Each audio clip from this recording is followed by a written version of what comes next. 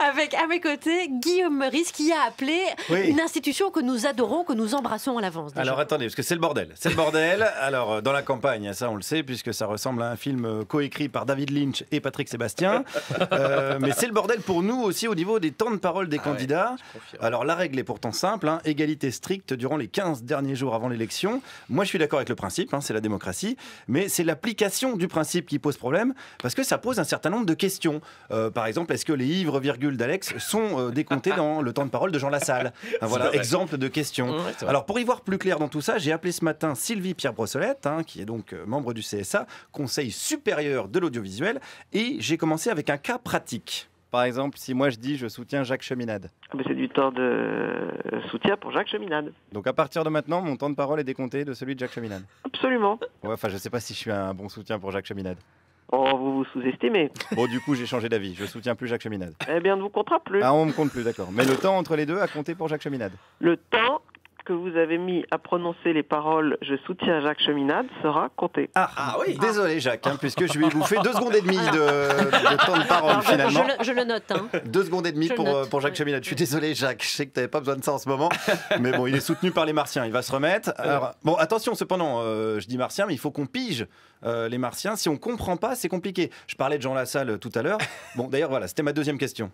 Si on ne comprend pas ce que dit le candidat, est-ce que c'est décompté de son temps de parole quand même? Certains le comprennent, j'en suis sûr. Certains comprennent Jean Lassalle? Oh, sûrement, il a beaucoup d'amis qui le comprennent très bien. Quoi qu'ils disent, c'est décompté de son temps de parole. Quoi qu'il dise, c'est mis sur son compte de temps de parole. Voilà, alors je vous rappelle que dans ma chronique de la semaine dernière, il avait imité le veau qui tête. Exact.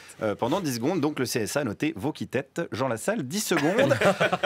On salue les gens du CSA quand même qui rentrent chez eux le soir. Qu'est-ce que t'as fait de ta journée, maman? Eh ben j'ai décompté le temps de parole de Jean Lassalle qui imite un veau qui tête. Super, maman, regarde, je t'ai fait un collier de nouilles. Merci ma chérie, mais il faudra un collier de Prozac. Continuons avec Jean Lassalle. Tiens, c'est un bon exemple, Jean Lassalle, parce qu'on sait qu'il est très soutenu dans ses montagnes. Alors j'avais une question assez précise. C'est le groupe Les Bouquetins avec Jean Lassalle, et qu'on les entend. Est-ce que c'est décompté du temps de parole de Jean Lassalle? Jusqu'ici, il n'y a que des êtres humains qui ont don de parole.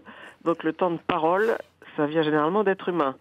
Vous pouvez aussi avoir un groupe d'amis qui s'appelle le groupe des Bouquetins. À ce moment-là, si vos amis qui s'appellent le groupe des Bouquetins s'expriment pour vous, c'est encore du temps de parole humain. Mais si c'est des humains qui s'appellent les Bouquetins et qui imitent des Bouquetins? Ah, mais ça, si c'est vraiment très bien imité des Bouquetins, ça n'est plus un temps de parole. Ah, mais si en langage Bouquetin, ils disent qu'ils soutiennent Jean Lassalle. Ce n'est pas des paroles. Ok. Non, mais je préfère bien préciser pour pas faire de conneries. Je le dis. Pointu, en tout cas. Je dis son pointu.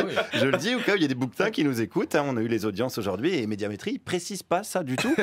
Nous, on se doute qu'il y a quelques hyènes qui nous écoutent parce qu'elles sont fans de Clara Dupont-Mono, parce que c'est un petit peu le même niveau d'empathie.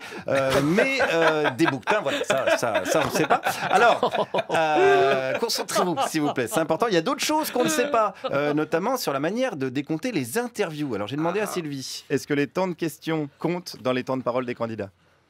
Alors, c'est très simple. Alors, attention, parce que quand le CSA dit c'est très simple, je préfère mettre en garde tout le monde là-dessus. Vous avez quand même intérêt à vous sortir les doigts du cortex, parce que sinon, ça va mal se mettre. C'est comme quand Macron dit, je vais être très clair, si t'as pas un CAP enculage de mouche, tu pars pas gagnant. Alors, on s'accroche et on y va. On ne compte pas la première question dans une interview. Après, on compte le temps des questions, sauf si elles excèdent 30 secondes. D'accord, si on fait des questions de 29 secondes, donc... on est bon. C'est décompté du temps de parole du candidat? Non, c'est compris. Oui, c'est pas décompté, c'est compté. Oui, alors attendez, je vous avais prévenu, parce que c'est pas simple. Donc je résume, si les questions font plus de 30 secondes, on arrête le chrono. En gros, d'accord, c'est pigé. Si elle a la réponse dans la question, c'est pareil. Compliquez pas tout, Charline, s'il vous plaît, que tout le monde reste bien concentré, on continue.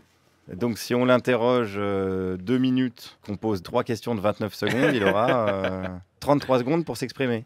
Oui.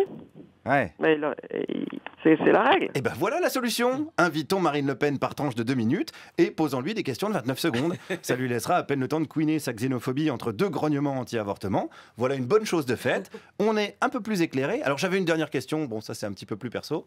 Est-ce qu'à la radio, on a le droit de boire à l'antenne? Tant qu'on ne vous voit pas sur une image diffusée sur des écrans régulés par le CSA, ça ne nous regarde pas. Nous, c'est sur Internet, donc Internet, vous faites ce que vous voulez. Eh ben merci le CSA, madame. Allez, merci Sylvie. À la bonne vôtre, à la santé du CSA et de cette fin de campagne pas du tout éprouvante et aux résultats incertains. Comme dirait la grand-mère de Charline, si le malheur nous accable, avalons la douleur. Oui, merci Guillaume Meurice, merci le CSA. On boit donc à votre santé.